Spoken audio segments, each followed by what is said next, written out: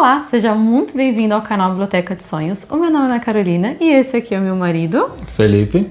Nós estamos aqui hoje para trazer a tag para vocês, Confissões de uma Bibliófila. O nosso canal ele foi marcado pela Carolina Prado, do Café com Clássicos. Carol, muito obrigada, fiquei muito feliz com a sua recomendação. E nós decidimos trazer aqui hoje porque nós somos um casal de leitores e nós gostaríamos de compartilhar um pouquinho das nossas experiências, do nosso amor pelos livros com vocês. Então vamos lá. Eu vou fazer a tag adaptada pela Carol do Café com Clássicos, tá? Porque ela deu ali uma gourmetizada. A tag em si ela tem só 10 perguntas, mas ela trouxe algumas que eu achei bem interessante para a gente conseguir responder para vocês. Então, perguntinha número 1. Qual gênero da literatura você se mantém longe? Para mim, sobretudo romance contemporâneo, tento ao máximo, mas aí tem uma rara e preciosíssima exceção que é o Clube da Luta. Você gosta? Sim. Olha, E é romance. E é romance. Pra mim seria autoajuda e o hot, romance hot. Eu já fui uma leitora, assim, de 10 anos de hot, mas hoje realmente eu percebo que eu quero algo muito mais aprofundado, assim. Eu não tenho tanto tempo para ler, então eu realmente preciso selecionar muito bem aquilo que eu vou ler. E eu quero expandir cada vez mais o meu imaginário, expandir o meu intelecto, o meu conhecimento e crescer, né, bastante ali a minha bagagem literária. Então realmente eu tenho filtrado bastante aquilo que eu estou lendo. Então romance hot ficou para trás, nova fase. Pergunta número 2. Qual o livro que você tem na estante e tem vergonha de não ter lido? Ai, gente, Os Irmãos Karamazov. Os Irmãos Karamazov, pra mim, é o primeiro livro de... Primeiro não, minto. O terceiro livro de clássico, mas o que fez realmente abrir a minha visão para esse universo completamente novo foi o Crime e Castigo do Dostoiévski. Então, quando eu terminei aquela leitura, eu amei a escrita do Dostoiévski. Eu falei, eu preciso ler tudo desse homem.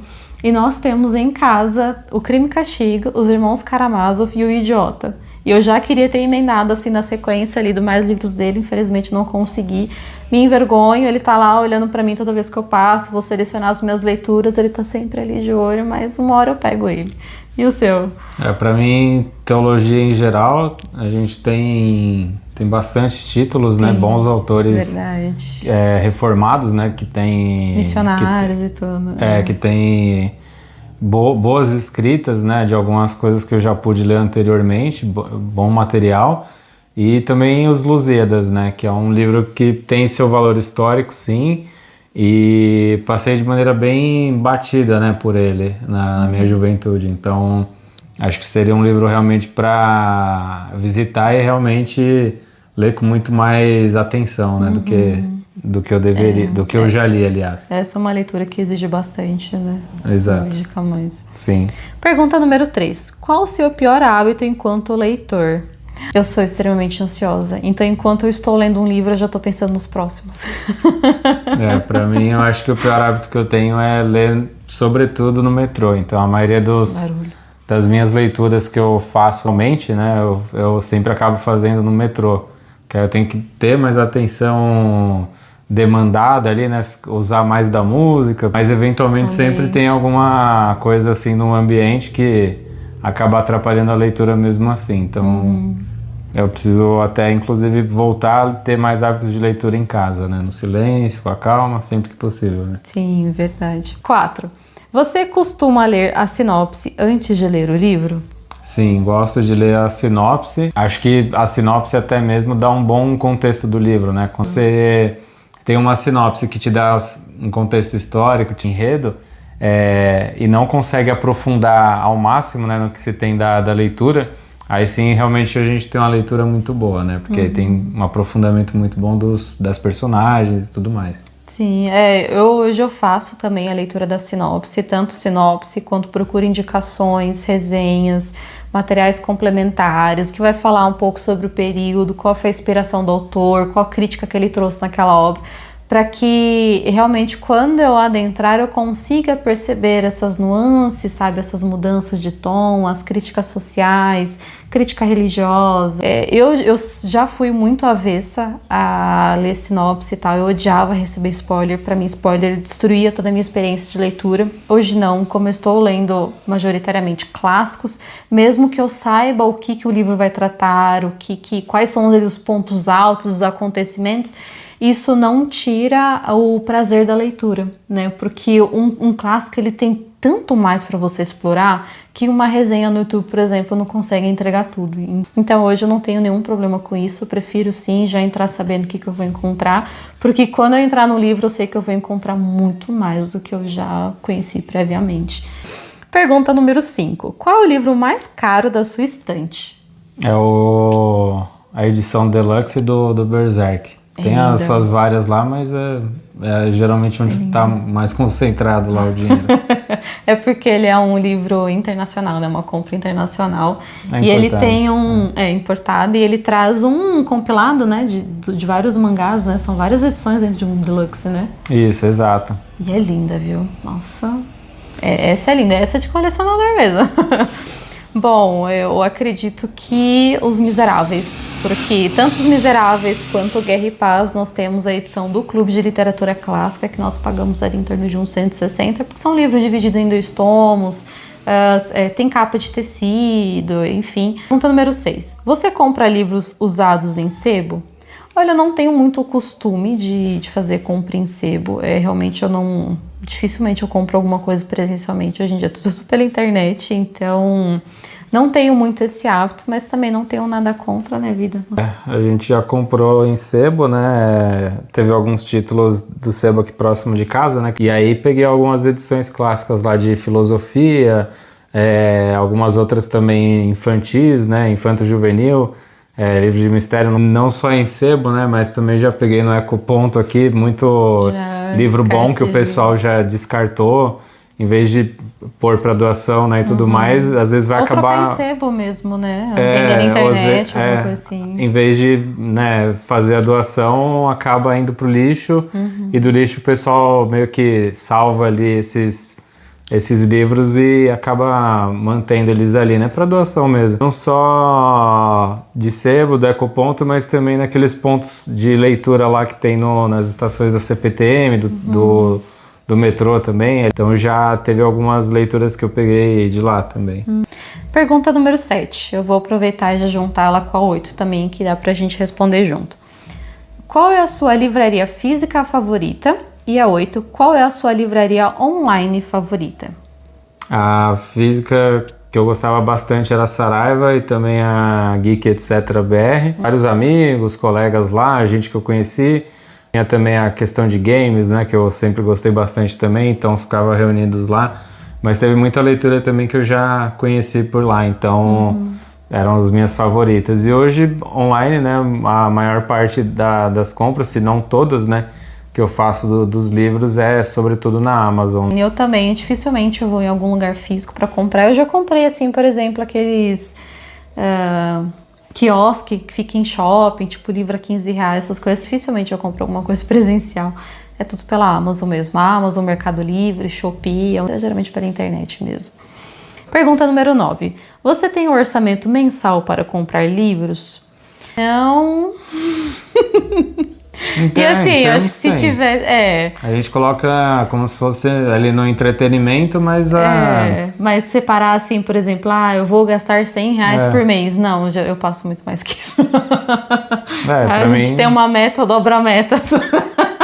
Pra mim também. Várias vezes já passei bastante tempo sem comprar livro, e aí de repente quando eu comprei, pega o orçamento de 2 anos para essa finalidade, né? Então acaba acontecendo isso daí. Eu tenho muita tentação porque eu faço parte de vários grupos de leitura, então o pessoal tá sempre compartilhando promoção, link, e dificilmente resistir assim. Então geralmente eu vou comprando assim picadinho durante o mês, eu vou pegando promoções, cupom de desconto ou alguma coisa assim, já isso é toda semana. Pergunta número 10. Qual livro mudou a forma como você enxerga o mundo? Para mim, a Bíblia Sagrada. Sobretudo nas parábolas de Cristo, né? Então ele dá bons exercícios ali por meio das parábolas, né, da obra dele também, principalmente. Também no Novo Testamento, as cartas paulinas, né, que tem bastante lição, né, de como a gente deve ter a nossa vida cristã atualmente. Sim, então, muitos conselhos. Exato, Então, acho que como um manual de vida, né, como uma ferramenta ali para moldar o nosso caráter, né, quem a gente é, quando a gente abre mesmo o coração para Cristo, né, e busca viver o que está ali. Então, para mim, acho que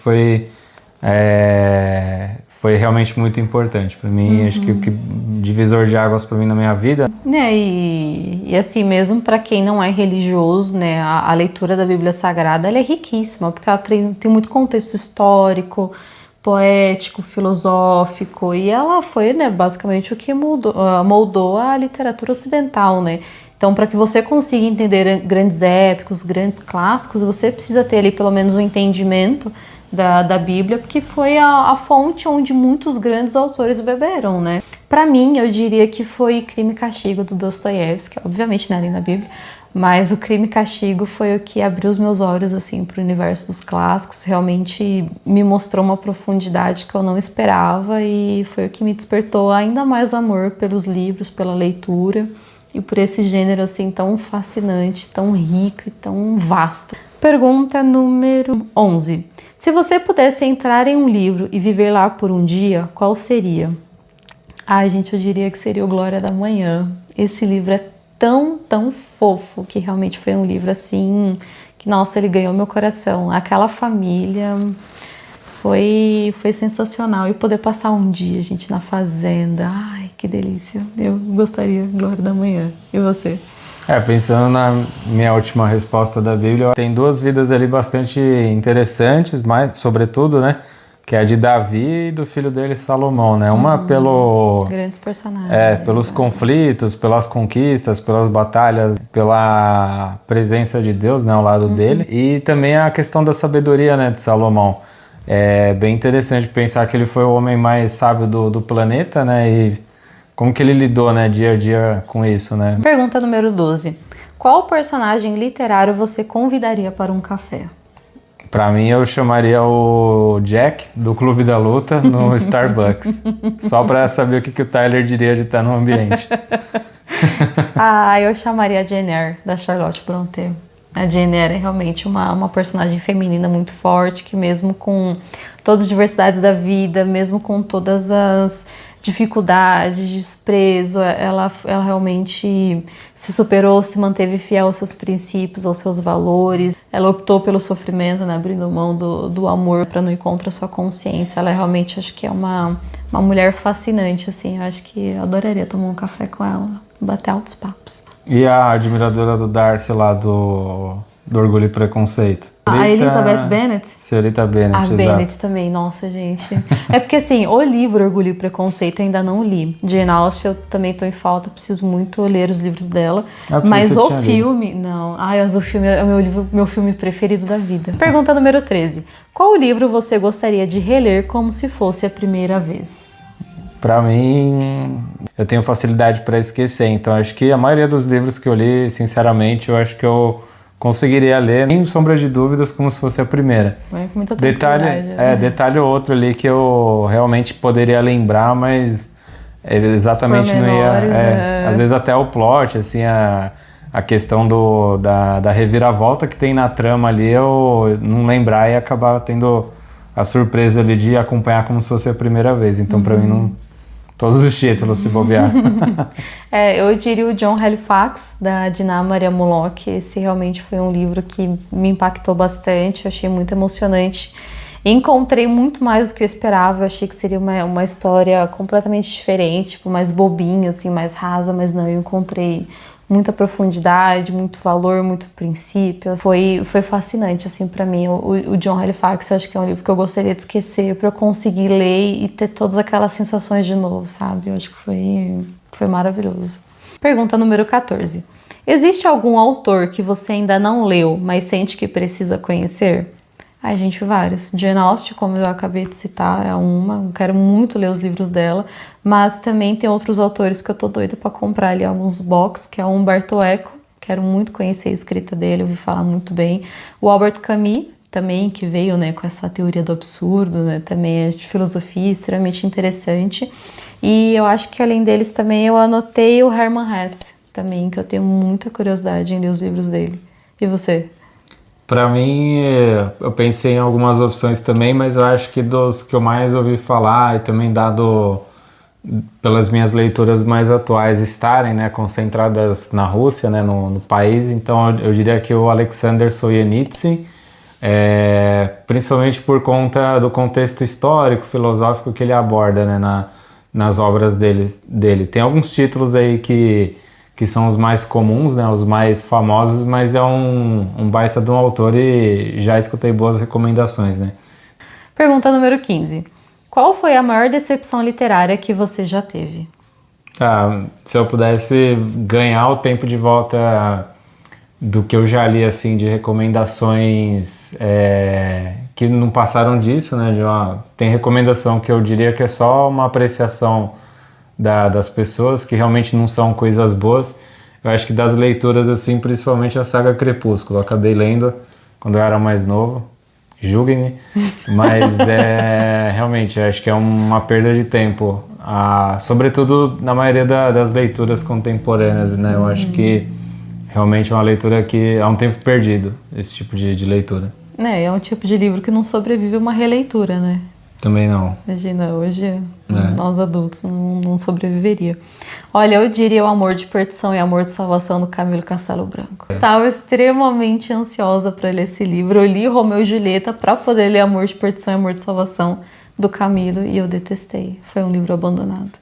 Foi a minha maior decepção, assim, uma escrita truncada, sabe, não fluía, complexa, muito direta, sabe, não tinha muita emoção, assim, não consegui me conectar com os personagens. Grande decepção. E acho que tem um reflexo da vida dele, né, também na leitura. Sim, ele né, escreveu na prisão, ele tinha se envolvido com uma mulher, ele foi preso porque ele se envolveu com uma mulher casada, em 15 dias na prisão ele escreveu o primeiro livro. Eu falei, nossa, ele veio com uma carga emocional fortíssima, né, ele tava ali naquele turbilhão, naquela situação, preso, né, por amor. Eu falei, nossa, ele vai trazer uma grande emoção. Nada. Realmente me decepcionei, eu achei muito chato, abandonei. Pergunta número 16. Você prefere edições bonitas ou leituras práticas, como e-book, edição de bolsa, etc? Eu prefiro as bonitas e prefiro, né, ainda assim, o livro no papel, né, na maioria das vezes. Se puder ter se puder ter oportunidade, né, de adquirir uma edição que é mais bonita, que vai ficar na estante, vai durar por mais tempo e principalmente pra gente, né, vai ficar como herança. Então eu dou muito mais preferência a ter uma edição bonita e nesses moldes, né? Sim. Eu também, obviamente, quem não gosta, né, de uma edição bonita, eu adoro uma edição linda, assim, de capa dura, ilustrações e tal. Mas eu tenho me preocupado muito mais com o trabalho editorial, se foi uma boa tradução, se tem nota de rodapé, se tem uma nota introdutória ou alguma coisa assim. Eu tenho me preocupado bastante em buscar o trabalho editorial em si do que além da capa. Eu já fui muito que eu comprava somente pela capa, hein? Hoje eu prefiro o trabalho editorial, mas também no livro físico. Em e-book eu tô tendo bastante dificuldade de fazer a leitura, acho que eu não tô conseguindo me concentrar muito bem ali no papel, porque vai ter uma pergunta aí mais pra frente que eu vou explicar melhor pra vocês o porquê. Pergunta número 17. Qual livro da sua estante tem a história mais curiosa de como chegou até você? Gente, eu acho que foi o box do Philip Roth. Eu simplesmente vi o canal da Daniela Miroró fazendo um unboxing dela. Eu até brinquei com ela. Eu falei, nossa, o unboxing é a minha falência, porque a gente tem um gosto muito parecido. E, gente, ela é uma fofa. Quem não conhece, eu vou deixar depois o canal dela aqui embaixo. E ela simplesmente trouxe assim, a gente tava na promoção disso aqui, eu já corri no Mercado Livre, entrei, dei uma olhada assim na história, falei, nossa, parece ser fascinante, comprei. Aí depois que eu fui procurar saber muito mais sobre a história, e aí eu vi, inclusive hoje estava até conversando lá no grupo, pessoal, tipo, altas recomendações, que a escrita dele é maravilhosa, e as críticas, não sei o quê. Aí me instigou ainda mais a ler, mas foi basicamente porque eu olhei, tava barato, ela recomendou, foi tipo isso. E o seu? O meu mais curioso, acho que foi o The Good and the Bad Strategy, que foi um livro um dos últimos aí que eu peguei nas estações da CPTM aí da vida. E o que eu achei interessante é que até esse livro chegar às minhas mãos, né, tinha uma resenha sobre o livro, falando que a linguagem ali era muito complexa, porque era do ramo da administração e tal, e que não era um livro tão fácil para se ler. Me chamou a atenção, né, de poder folhear aquele livro, realmente ver algumas coisas, alguns eventos históricos, por exemplo, quando as forças armadas lá britânicas, né, com as suas frotas, conseguiram desvencilhar, né, vencer Napoleão na investida que ele deu contra a Marinha Britânica, né? Então, você pega um tipo de evento histórico e de repente o autor está tirando uma lição de administração de negócios ali dentro do livro, né? E aí já passa para um termo bem mais técnico, uma abordagem bem mais corporativa, né? Das coisas, tal, como que devem ser. E aí eu achei interessante a antiga proprietária ter deixado essa resenha ali. Sim. Número 18. Qual clássico você sonha em ler, mas ainda não criou coragem? Eu acho que dos calhamaços que tem lá da sua parte, lá da coleção, acho que o Conde de Monte Cristo e Os Miseráveis. Algum dia ainda vou ler, tô lendo Guerra e Paz, né, que também já são 4 tomos, né, e separado em 2 lá nas edições que a gente tem, que nem a Ana disse. Pretendo sim, pegar em algum momento para ler eles dois. Eu diria a Ilíada Odisseia, do Homero. Esse é um livro que eu tô me preparando para conseguir pegar, porque como é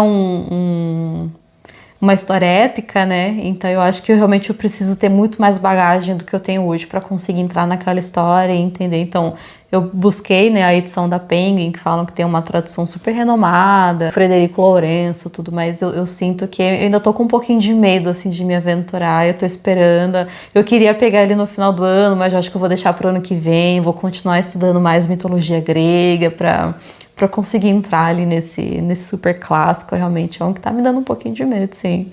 Pergunta número 19. Você escreve anotações nos seus livros ou prefere deixá-los intactos? Para mim, intactos.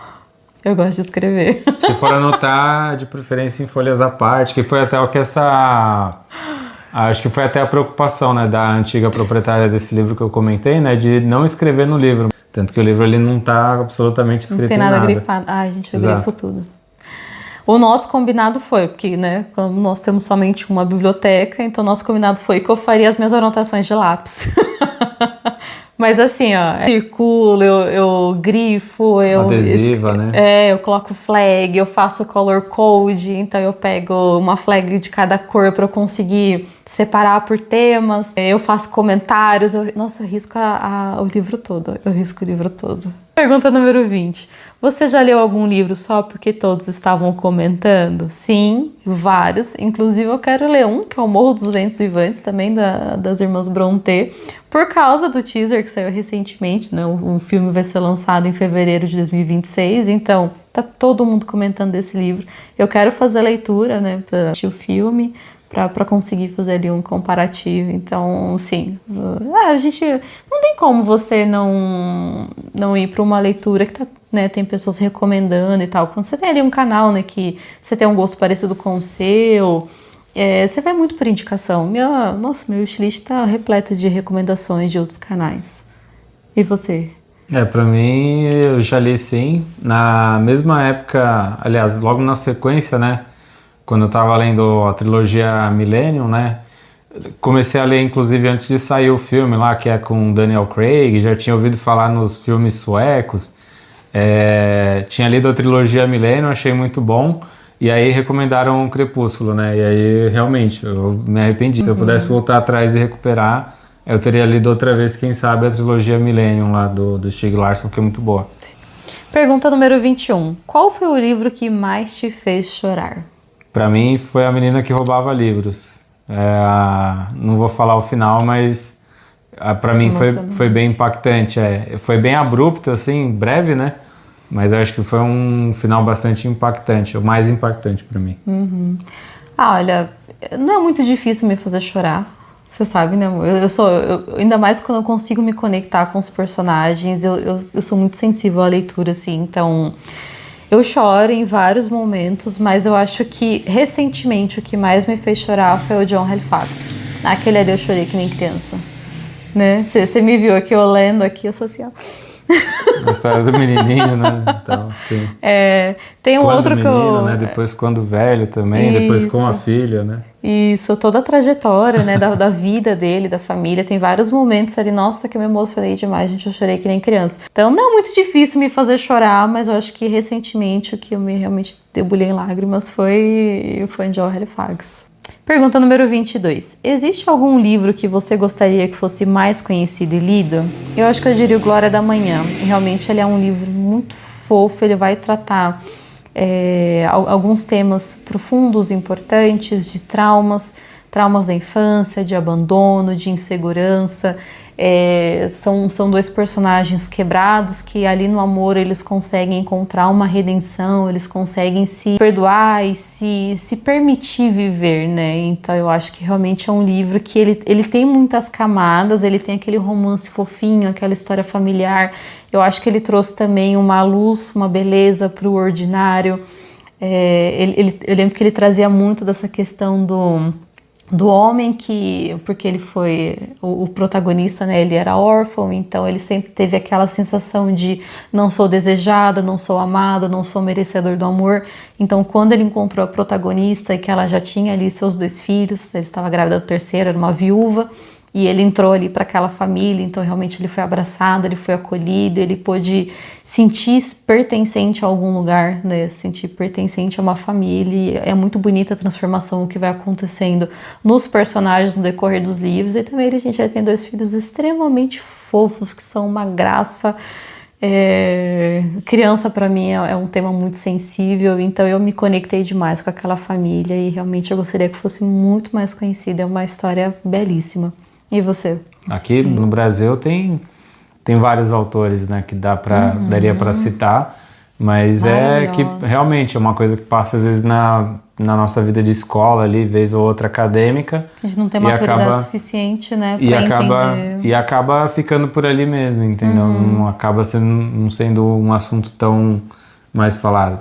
E é que nem eu tinha comentado também, né, na resenha de Dom Casmurro, acho que, por exemplo, o Machado de Assis é um autor que você passa ali na época da escola e às vezes você cria até um certo trauma, assim, né, ele parece muito complexo, muito difícil, uma coisa de outro mundo, mas quando você vai fazer ali uma releitura com um pouco mais velho, mais maturidade, uma carga literária, né, mas você eu vê acho que realmente das leituras não é eu acho isso. das leituras eu acho que o pessoal se prende mais lá é se traiu ou não traiu, porque é muito tem mais muito camadas. trama de novela, então realmente é o que às vezes o pessoal liga na TV e acaba vendo com mais frequência, né?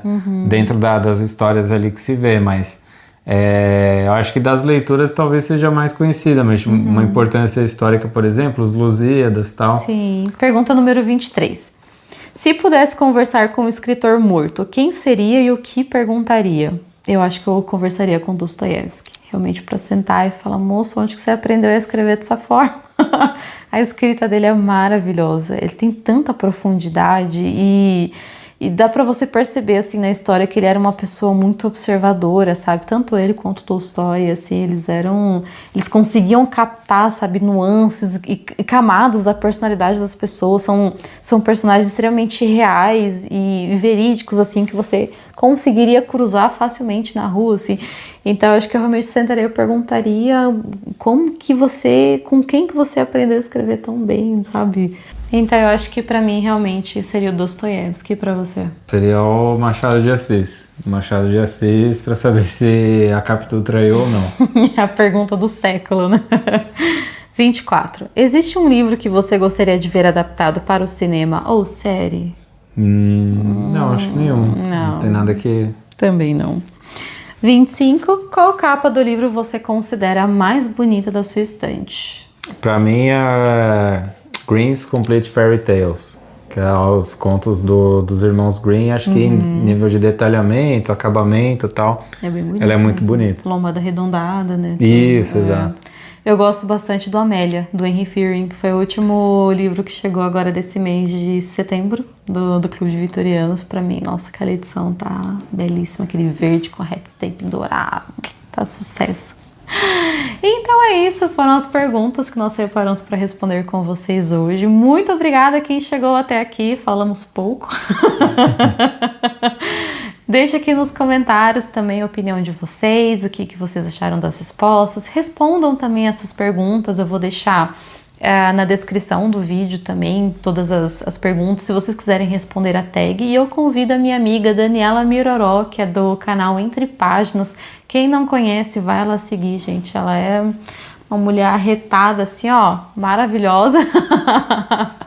Sigam ela também, sintam-se à vontade para responder. Essa, como eu já disse, foi uma tag adaptada pela Carol do Café com Clássicos. Então, sintam-se à vontade. Muito obrigada, meu amor, pela sua participação. Eu te agradeço pelo espaço, pela oportunidade de estar aqui. Obrigado mesmo. Muito obrigada, pessoal. E é isso. Um super beijo. Tchau!